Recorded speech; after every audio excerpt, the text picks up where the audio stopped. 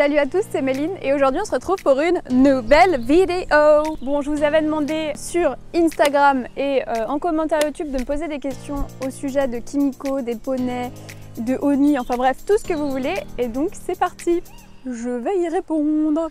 Alors la première question que j'ai eue c'est est-ce que c'est la mienne? Oni est la jument de Guillaume, donc forcément Kimiko appartient à Guigui. Mais je me suis auto-proclamée mère secondaire de Kimiko et Guigui n'a pas mis son veto, donc on pourrait dire en quelque sorte que c'est la mienne. D'où vient le prénom? Alors Guillaume avait demandé sur son Instagram, je vous le mets ici, ou ici, je ne sais pas, de lui proposer des prénoms commençant par K et donc il a choisi Kimiko. Voilà, pourquoi avoir fait une saillie? Tout simplement parce que Oni se faisait mal assez régulièrement aux pieds, donc on l'a retrouvée boiteuse assez souvent quoi.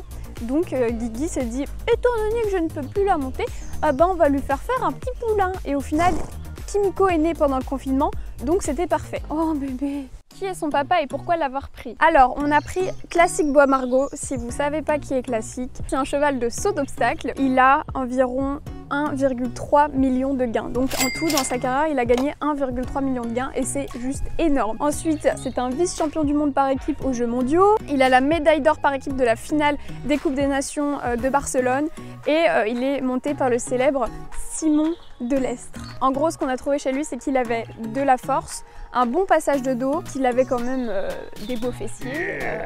Et on s'est dit, techniquement, si on met Classique et Oni, peut-être que le poulain va avoir les points positifs de Classique et de Oni. Voilà, la génétique chez nous, c'est pour les nuls, quoi.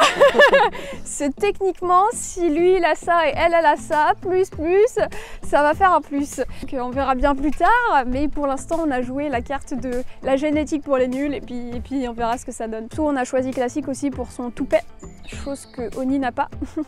Et Kimiko n'a pas de toupet. Voilà, autant vous dire que c'est raté du coup. Est-ce une saillie naturelle ou inséminée et pourquoi? Il faut savoir que généralement dans les chevaux de sport comme ça, on fait jamais forcément de saillie naturelle parce que ça peut être dangereux, parce que la jument peut s'énerver contre les talons, enfin bref. On a fait une insémination artificielle et c'était du frais. Combien de temps dure la gestation de la jument? J'en ai parlé dans une autre vidéo, mais la jument a une gestation d'environ 11 mois. Comment gérer la gestation de la jument? Alors nous, avant de l'inséminer, on lui a fait faire ses dents et les vaccins. Mais en même temps, c'était la période des vaccins. Parce que pour les dents, il faut un petit peu l'endormir. Et il faut éviter d'endormir une jument qui est gestante. Donc c'est ce qu'on a fait. Ensuite, du coup, il y a eu la date de l'insémination. 14 jours après, on a fait une échographie pour savoir si elle était pleine. Elle était pleine. Et ensuite, on a fait une échographie au bout de 30 jours pour savoir s'il n'y avait pas de jumeaux, si elle n'avait pas coulé. Donc une jument qui coule, c'est une jument qui perd l'ovulation, qui n'est plus gestante. Et tout était très bien. Ensuite, on n'a pas eu de problème. Tout s'est très bien passé.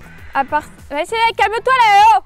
Comment je l'ai mis sur le cul. Ensuite, au bout du 10e mois, on a commencé à la mettre en box, mais pour éviter qu'elle stresse en fait, pour qu'elle connaisse le box. Au bout du 10e mois, on la met dans son environnement de là où elle va mettre bas, parce que si on la déplace trop tard, ça peut créer de l'anxiété et donc se transmettre au poulain. Donc on l'a fait au bout du 10e mois. Comme ça, pas d'anxiété quoi. Et après, forcément, le dernier mois, c'est là où on commence à regarder, voir ses transformations physiques, comment ça se passe. Voilà quoi, mise bas.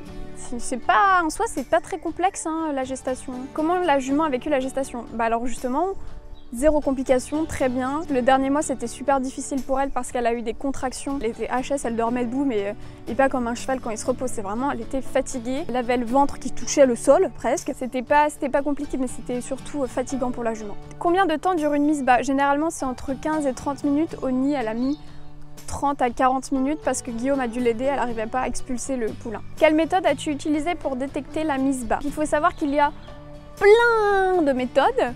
Il y a la ceinture, mais ça coûte cher. Après, on peut faire les tests pH et les tests calciques avec le lait pour savoir quand est-ce qu'elle va mettre bas. On a rien utilisé de tout ça. On s'est dit qu'on allait mettre un petit peu de piquant. Voilà, la gestation, elle était un peu calme. On s'est dit, on va mettre un petit peu de piquant. Voilà, on va faire YOLO. Donc, on a utilisé l'option caméra infrarouge.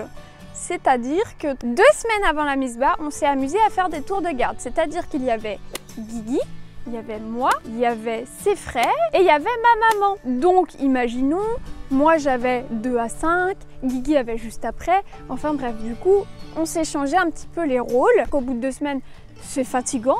Un petit peu. Après, on s'est fixé aussi sur les mamelles qui gonflent. Mais ça, c'est généralement bien 1 semaine, 2 semaines avant la mise bas. Ensuite, on s'est fixé sur sa croupe cassée. Nous, c'était 1 semaine avant la mise bas. Et ensuite, on a checké au niveau des pieds s'il y avait de la cire. Et ça, généralement, c'est entre 24 et 48 heures avant la mise bas. Et par contre, elle nous a fait des contractions 2 à 3 semaines avant la mise bas. Donc c'est pour ça qu'on était un peu plus alerte au niveau des caméras parce qu'elle s'allongeait souvent, elle se relevait, elle mangeait, elle s'allongeait, elle faisait des crises. Et vraiment, les crises de contraction, c'est des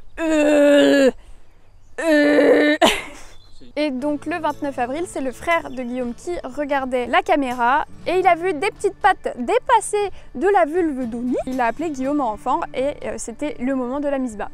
Voilà, voilou. Quelle est la race de Kimiko? Donc Oni est une KWPN, Classique est un sel français, donc Kimiko est une petite selle française. Tu ne serais pas un peu ou même totalement gaga avec elle, mais totalement, mais ce n'est pas moi la pire.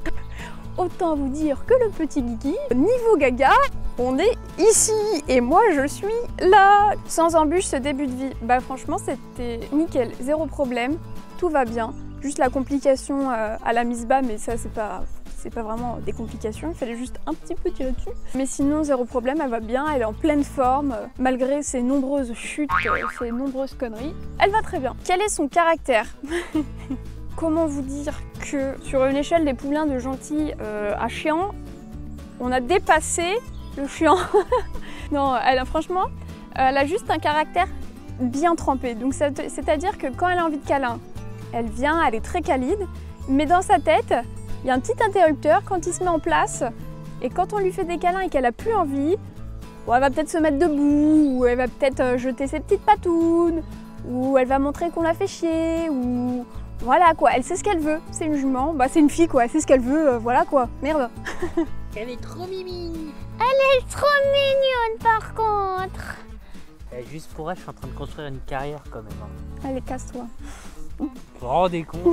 Rendez-vous compte. Un point négatif qu'elle a pris de Oni, c'est elle monte vite en pression. Et du coup pour redescendre c'est un peu plus compliqué quoi. Mais sinon elle est trop mignonne et quand elle est câline, elle est trop câline. Elle aime bien le bisou sur le nez. Elle fait comme solo. Et puis on fait. Et elle fait. Et quand on la gratte sur le dos, elle est comme ça. Et je pense que elle va avoir un petit caractère quand même. Hein. Ah, Kimi! Kimi! A-t-elle des mauvaises habitudes? Alors, on essaie de lui enlever une habitude, c'est-à-dire que quand on la caresse, généralement, elle nous montre ses fesses pour qu'on la caresse aux fesses parce que bah, c'est l'extase quoi. Donc on essaie de lui enlever cette petite habitude et franchement pour l'instant ça va. Vraiment qu'on est dans le moment gratouille et qu'elle est en mode extase et qu'elle est oh vas-y continue. Là par contre elle va montrer son cul parce que c'est un réflexe. Mais sinon ça va. Combien mesurera-t-elle quand elle sera adulte? Alors Oni mesure 1m65 et Classique mesure 1m69. Donc elle va être entre 1m65 et 1m69. Et là elle fait déjà à peu près 1m5, truc comme ça, et elle grandit super vite. Comment est la relation de Kimiko avec les autres chevaux? En gros, elle voit les poneys que à travers la barrière. Elle a l'air intéressée mais sans plus. Il y a plus Oni qui la défend et Bambi, bah, je sais pas, il fait un peu son pervers, il lui saute dessus, c'est un peu bizarre. Sinon, elle a vu Uta et bah, ça s'est bien passé. C'était plus en fait la relation Uta-Oni qui était un peu ambiguë, on va dire. Mais sinon, non. Elle a l'air assez ouverte d'esprit. Voilà, elle est pas raciste quoi. Hein, elle voit un poney gris, elle va pas dire non, toi je te parle pas. Elle est même ouverte aux inconnus, on a envie de dire. Comment va se passer son sevrage? Alors on a de la chance d'avoir une petite pouliche déjà très indépendante.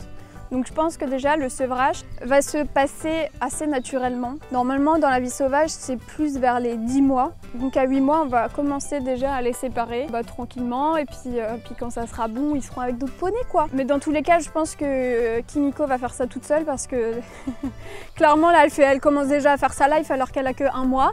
Donc franchement je pense pas qu'on aura de gros problèmes et d'anxiété au niveau du sevrage. À quel âge sera-t-elle débourrée? Guillaume, à quel âge sera-t-elle débourrée? 4 ans, voilà, 4 ans, rien à dire de plus. Hein. Tu comptes faire quoi avec elle plus tard? Donc, étant donné que moi je suis la maman secondaire, Guillaume, ça sera sûrement soit sa jument de concours, soit sa jument de reproduction. Enfin bref, c'est dans longtemps, donc pour l'instant c'est comme ça. Et je pense lui piquer un petit peu pour peut-être des concours ou des cours, enfin tout dépend de son caractère, hein, clairement. Donc tous ceux qui m'ont demandé si on allait la vendre, non, on ne va pas la vendre, on la garde, elle est trop belle, ok. Après bon voilà, 50 000, c'est pas mal non plus quoi. Et voilà, merci à tous d'avoir regardé cette petite vidéo. Si vous avez d'autres questions, peut-être qu'il y aura une autre vidéo. En tout cas, on se dit à la prochaine. Salut!